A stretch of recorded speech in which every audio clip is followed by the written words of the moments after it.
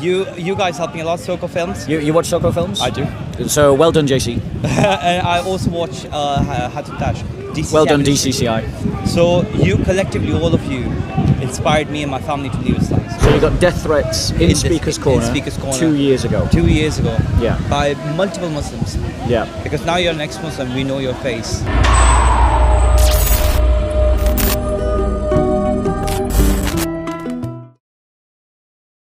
I've got a brother here. What's your name, brother? Francis. Francis. Is it big in the home? Yeah, perfect. Francis is a Christian from a Muslim background, and we're just going to tell his story and talk about some of his experiences, which is just proof positive, something we all know, that the Christian faith is growing, despite what Muslims say. There are Muslims becoming Christians. So, Francis, just start off. Tell us a bit about your life inside Islam. And if it helps you, tell me something good, something bad, and something ugly. If it helps, you don't have to. Sure. So I was never a devout Muslim. So wasn't my family, to be honest. Okay. Yeah. So we were like praying 5 times a day. Yeah. Or fasting every single month of Ramadan, every single day. Sorry. Yeah. Or celebrating Eid as a lush big Eid. We weren't ever like that. We were more secular in our ways. So a cultural Muslim. Cultural Muslim. More Okay. likely. Yeah. But then I got into Islam. When did you get into Islam? Like, So when did you start taking it seriously? I took it seriously back in 2016. Yeah. I went to mosques. I prayed with a lot of different Muslim people. But then the good thing about the whole situation, me being in Islam, was that obviously you have a lot of people that you can chat to. A lot of people will welcome you. They'll give you all the praises for getting back into Islam. But something was definitely lacking there. The lackship of brotherhood, the realness. Like, they will come up to you face to face and talk to you nicely and everything. But then you can hear them, just if you can hear them from the other room joking about you, he's going to turn away, he's going to do this, he's going to do this, he's not going to be normal.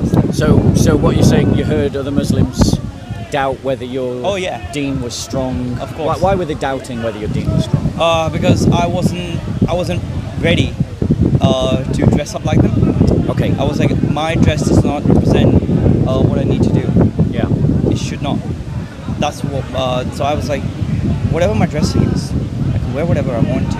If God wants to accept some prayer, He will accept my prayer. If He doesn't want to, He wouldn't. Yeah. It's His choice. Who are you as a human being to tell me what I can wear and what I cannot wear? Yeah. What should I wear on my head? I can't have piercing. I can't have this. I can't have that. So you were chafing against all the rules of Islam. Course, yeah. And because you were pushing back against this peer pressure to Islamicize and Arabize, people were doubting whether you were committed. Then I was ostracized by 7 different mosques. Wow. Right. So no one would talk to me. Right. Don't come to this mosque anymore. We don't want you here. What? Give me some examples of what kind of. Give me one example of a discussion that led to you being ostracized from one mosque. Okay, so I went to an imam in front of everybody. Yeah. So the imam was preaching about, look what these people are, what these people are doing. I'm like, but I went down. So I was sitting in the second row. You know, like there's a rows on the prayer. Yeah. So I was in the second prayer mat. I just stood my hand up. I was like, I've got a question here. He was like, speak, child. Like, I don't know, like he was some sort of God being or something. He thought of himself as a big man. I was like, I've got a question. You're saying all these kuffar. Some of these kuffar are really good friends of mine. Yeah. Some of these people are amazing, beautiful, loving people. They've got nothing against us. I've been to a church. I've just to see how it is. I've been to a synagogue. They never preach anything against anyone. Why would you? You infidel, and all these shouting started happening, and I was get out of this mosque. Simply because you questioned the language of kuffar and the language of hate speech against Christians and Jews. Oh yeah. Yeah. You don't know what these people are like and stuff like that. I'm like, I couldn't reply back. I couldn't say anything back. I was picked up and I was told to get out of this mosque. That was it. Right. Okay. And so these were like 7 different instances that happened, and I always questioned, because I was like, no. If Islam is so tolerant, you should question these sort of things. Yeah. Then I am there to question you. If I'm gonna be a sheep and ask you nothing, Yeah. like everyone else, just literally listening to you and not even contemplating the fact that maybe he's wrong. Yeah. Maybe he's saying something stupid. But no, they wouldn't question that. They would like, everybody's like, all ears, we got no lips. No, Yeah. I wasn't like that. So this is how it all started. And then I was like, maybe this religion's not that tolerant as I thought it might be. That changed. Did that mean that you left Islam at that point? What was it that made you leave Islam? So what ultimately? made me leave Islam? So I was listening to a lot of other people. So I started debating with a lot of Muslims. I was like, I don't like what they're saying. Yeah. Okay, I don't like the fact that they are happy with the fact that Muhammad married a 6-year-old girl. Yeah. In this society, or even in that society, a father would never ever give his daughter away. Yeah. Like that. That sickened me to death. And then the second thing I got to realize was, and I never knew this facts before. Where did you learn these facts? So I learned these through talking to other Islamist people. Okay. Yeah. So other people who preach Islam. So Yeah. I started conversating with them. Okay. Going into the offices. And then they would say something that would Say something, and that would give you resonate. more information. Yeah. And I wouldn't resonate with that. I was like, no, I'm not gonna be part of this thing. No. Yeah. My biggest concern was a woman's got half a brain than a man. I was like, I've got a couple of women in my life. That's Yeah. my mother you're talking about, and my sister you're talking about. Yeah. So she's not worth. Keep talking. Yeah. So Thank it you. wasn't. Thank you. It wasn't worth anything whatsoever. Yeah. So I was like, no, I'm not gonna be into this. Yeah. And this is where I decided, you know what, I need to get into this more, and just to realize how sickening this religion can be. Yeah. Then learning about the hadiths of like the Muhammad saying, if a man gives his private parts, his male genitalia, and his tongue to me, I'll grant him paradise. You'd have to give us a reference to that. Do you remember? Yeah. Sure. Find it out in a second. I want to find it out in a second. I want to press on with the discussion, but Sure. I'd like you to get that so that we can put it on screen. Sure. So you found out more about these things, and this led you to conclude that you didn't want to be a Muslim. No. I was like, no, never. It didn't lead you to conclude. No. It did. It didn't. It completely led me to just leave Islam. I was like, no, Okay. I'm not gonna be into this. So reading the hadiths made you leave Islam. a lot. Right. And then Quran. Then after leaving Islam, I was like, okay, I'm gonna read Quran. Is as a claim that it's a word of God. Also, sorry to backtrack here, but also David Wood, watching David Wood's video. Yeah. Act Apologetic 17. Yeah. That helped me a lot. Well done, David Wood. You guys helped me a lot. Soko films. You watch Soko films? I do. So well done, JC. And I also watch Hatutash. DCCI Well done, ministry. DCCI. So you collectively, all of you, inspired me and my family to leave Islam. Yeah. And I can't thank you enough for it. Honestly, I would literally give a lot of praises, and I could give as much as I possibly can to you guys. You see, all for the us, favor. we don't want praise for people leaving Islam. to No, be honest. you don't want praise for No, leaving it's people. all right. Don't worry. I'm not. And this isn't a combative statement, so that you don't feel you need to respond. Like I'm not arguing with you. But just to be clear about what motivates us, it's not getting people to leave Islam. Yeah. It's about people coming to Christ. Now, there was how long was there between you leaving, saying right, I'm not a Muslim anymore, Yeah. to becoming a Christian? How long was that gap? So it was nearly a year. So it was about a year. What was your life like, ex-Muslim but not Christian? What was that like? So it was me searching a lot of different religions. It was me trying to search something much more truer than Islam. Yeah. It was me searching about Judaism, Judaism, yeah. Christianity, Christianity, yeah. and these were because I know these are the original books. Yeah. So this is what Islam teaches. Yeah. So I was like, okay, I need to concentrate on these two religions and see what I can easily understand more. Yeah. But then the best thing was I met an amazing person, just random walking down the streets in London. Yeah. And this amazing lady who said, God will turn your life. And God that I'm talking about is Jesus Christ. She gave you a prophetic word. That's what I'm saying. Yeah. And then I started reading about about Jesus. Yeah. Unlearning.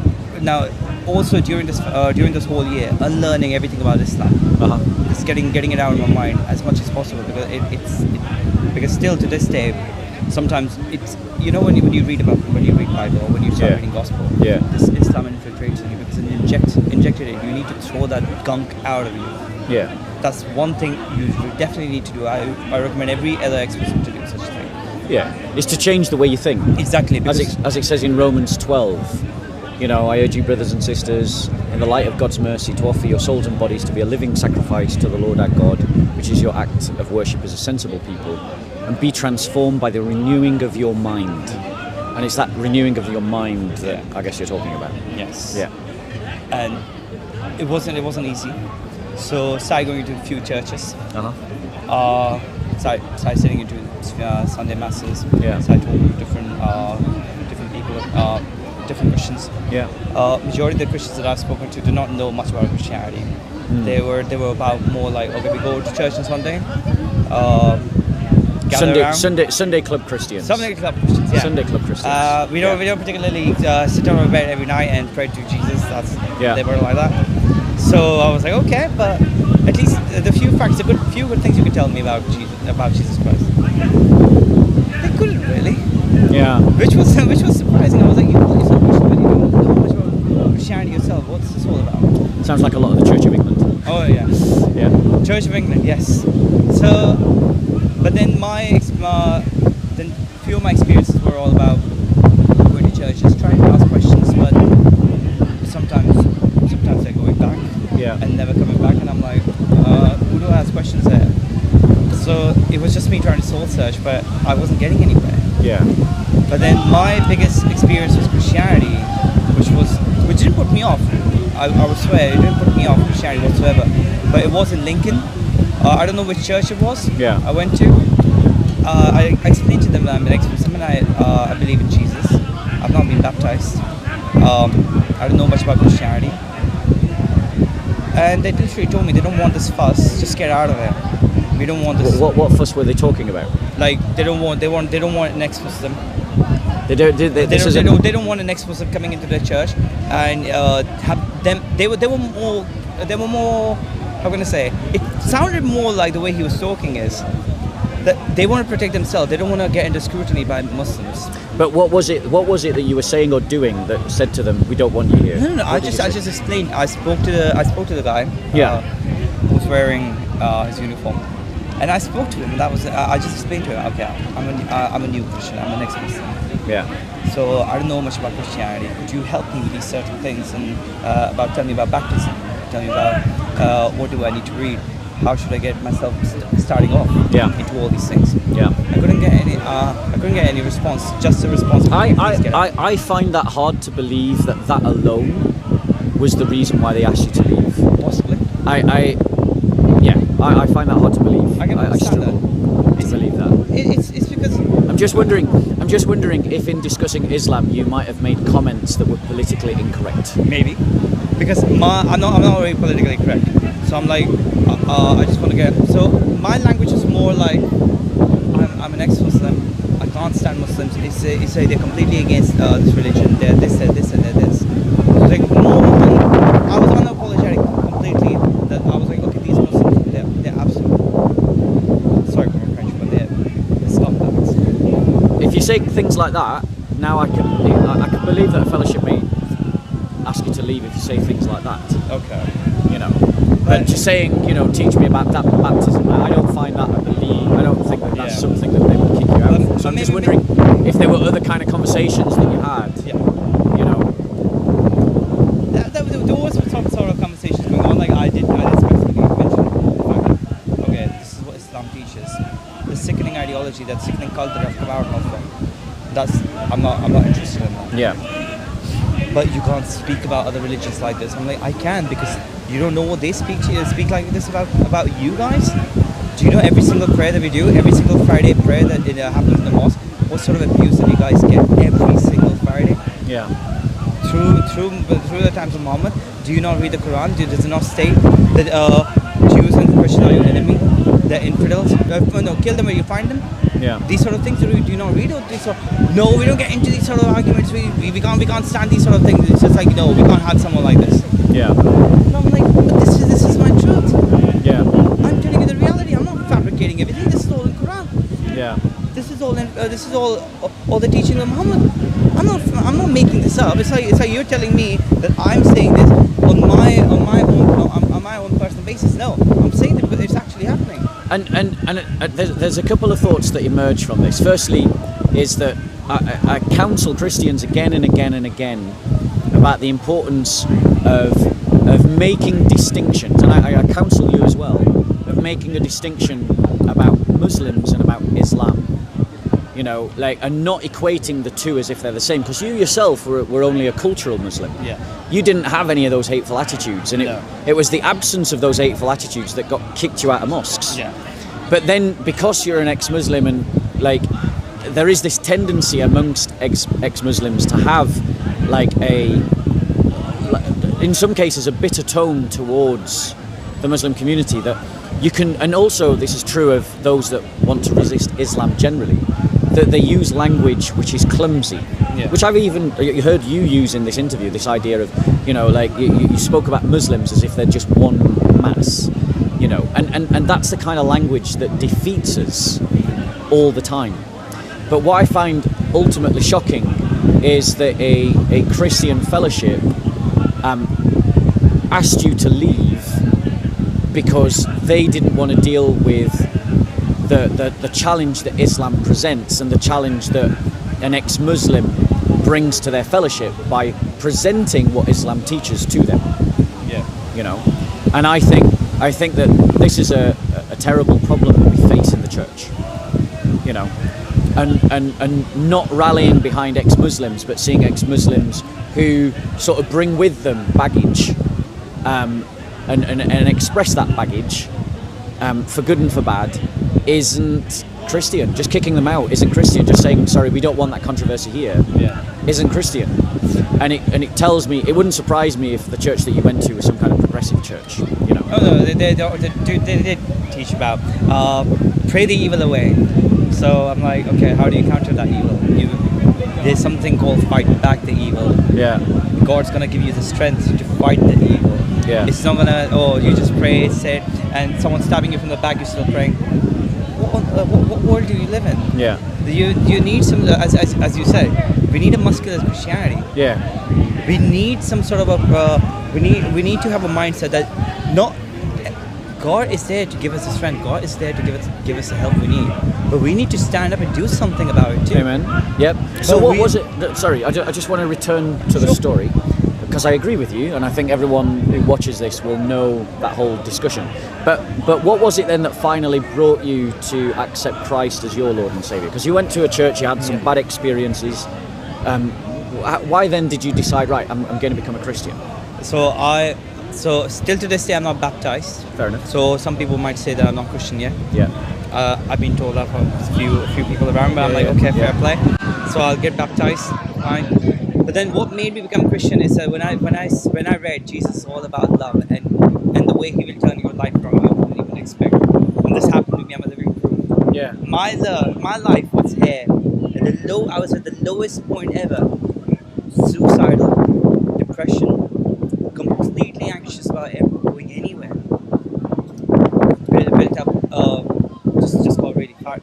Yeah. Because obviously not being able to do anything, not have that enthusiasm to do something. Yeah.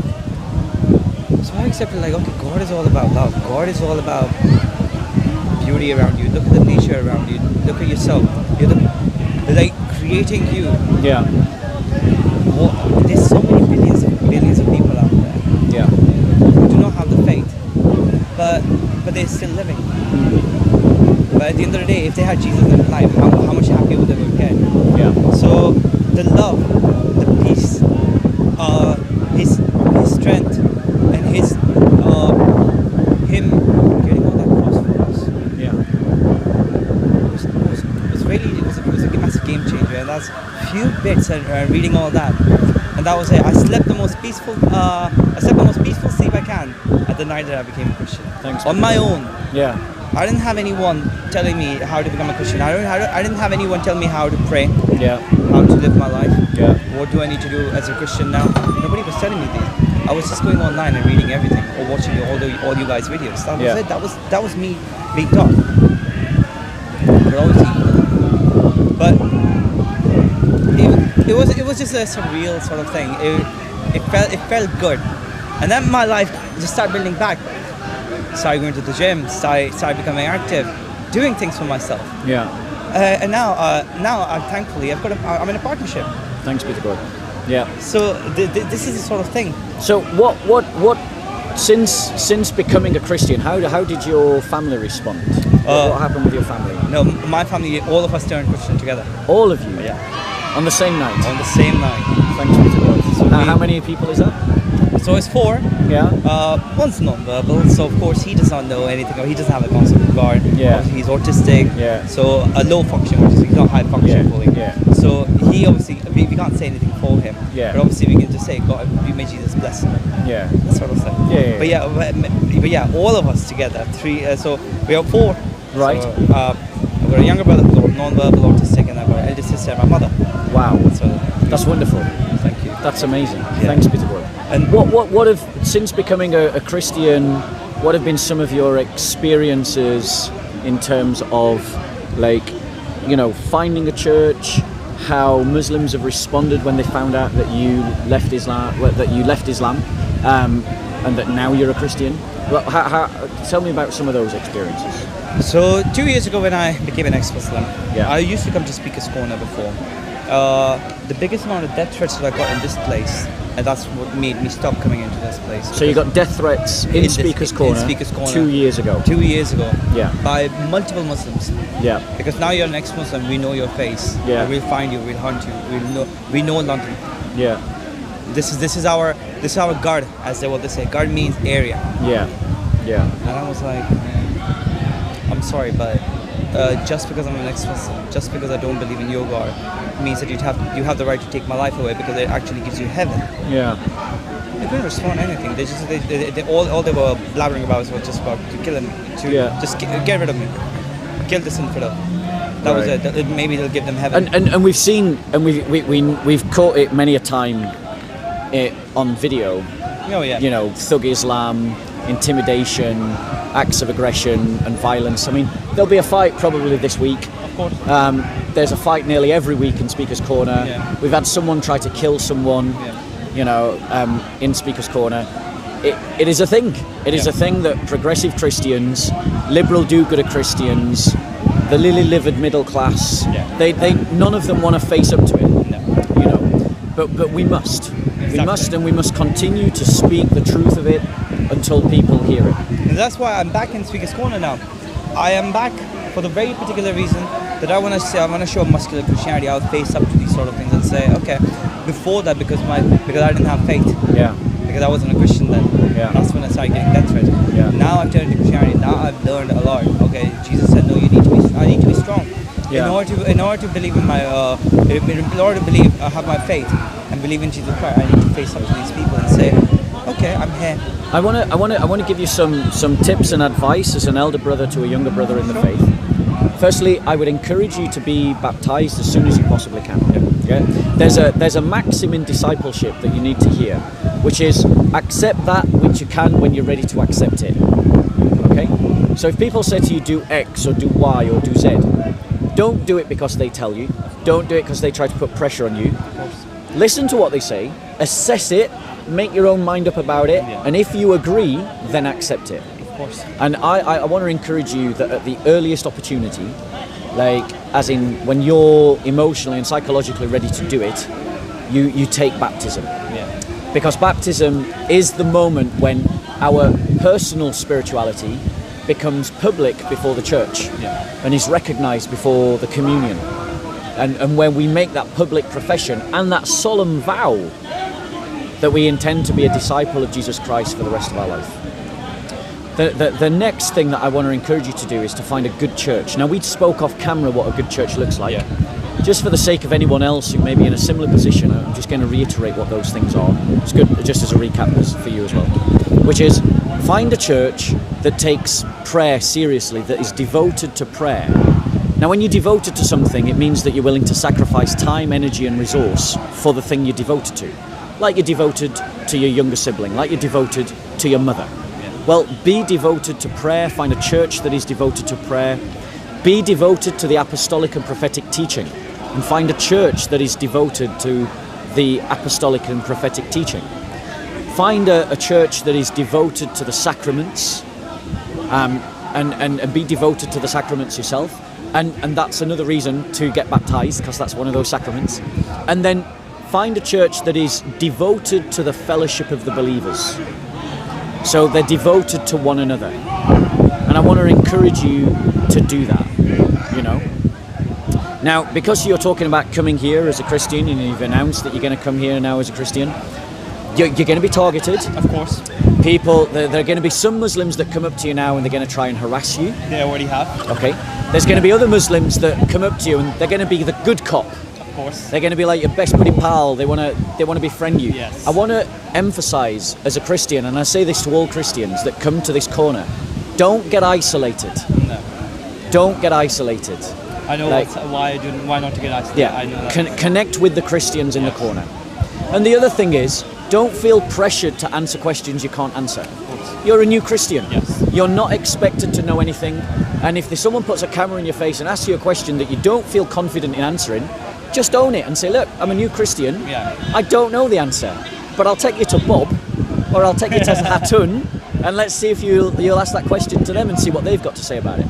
So use that kind of facility, that kind of reality. Yeah. You know, and like I say, get yourself embedded in the Christian community as deeply and as quickly as you're ready to do so. Yeah, because I've lost a lot of friends. Yeah. As soon as I became a Christian, I've lost a lot of friends. Yeah. Oh, you're going there now. Yeah. And this is my normal friends who are not religious at all. Yeah. Or it doesn't matter whether they're black, white, or brown. I've been isolated by Yeah. a lot of people. Yeah. Oh, now you're turning Christian. Oh, you're going to these sort of places now. Oh, Yeah. okay. So I'm completely isolated. So I need a lot of Christian friends.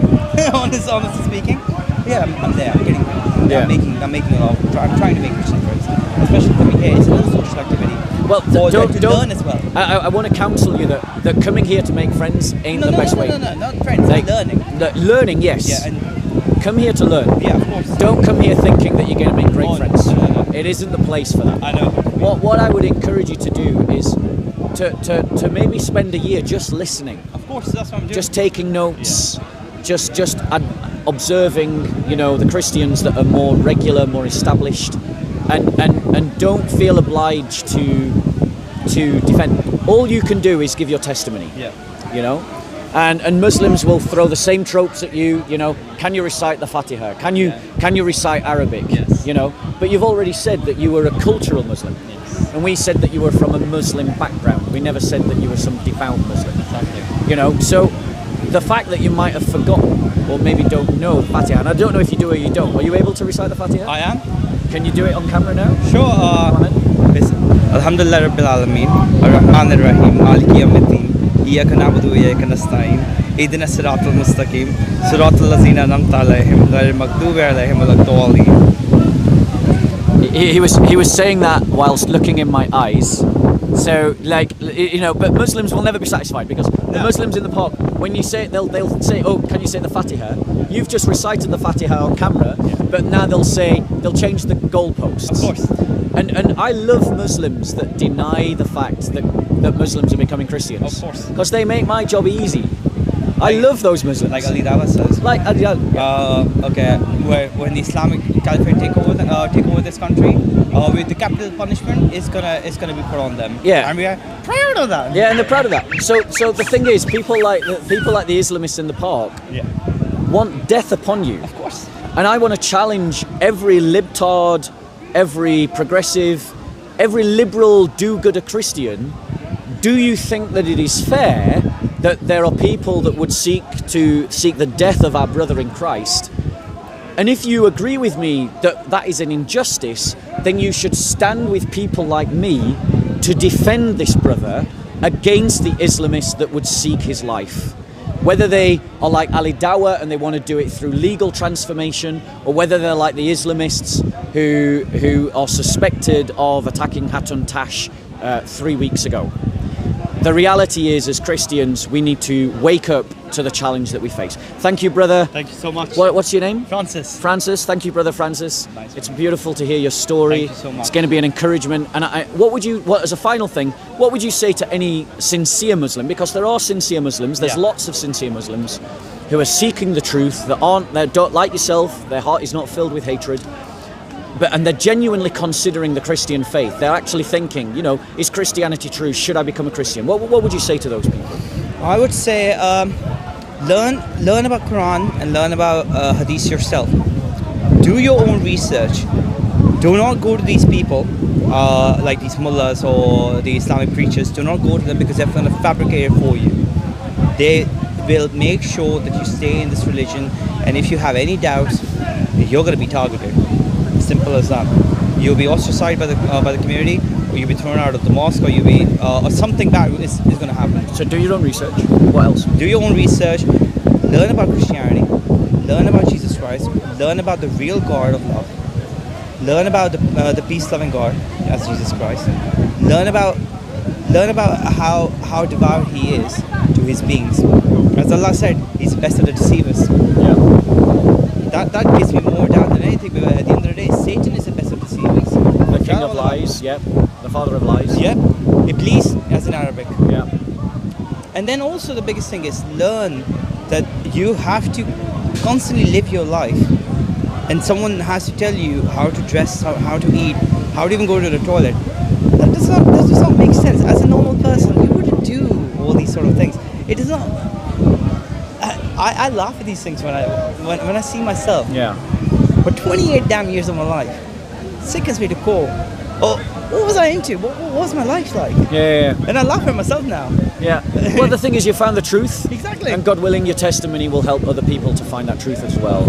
I want to reiterate, I encourage every Muslim to pick up the Injil and read it for yourself. Exactly. And to learn about Muhammad's actions without the filter of the Islamic ulama and the apologists, but to just look as the rest of the world does and just see the kind of horrendous and stupid things that you're invited to do, like breastfeeding adults so that they can be in your company, or Mahram. yeah. So if you, so a woman can breastfeed a man. Well, I don't know how many times. Yeah. But then she can become a mahram. Mahram is someone like a brother-like. Yeah. So she can be left alone with that man. Yeah. For the main purposes, like maybe like in the house together. In the house together or something. Because they're family. That's the thing, isn't it? And then do not fall for the art of refabrication or reinterpretation. No. Yeah. Do not fall for that. What you read is what it says. Yeah. If somebody tells you anything else, don't. And I would encourage them, those same guys, to pick up the Bible and to learn about Jesus Christ. Exactly. I rejected Islam and accepted Christianity for the exact same reasons that you did.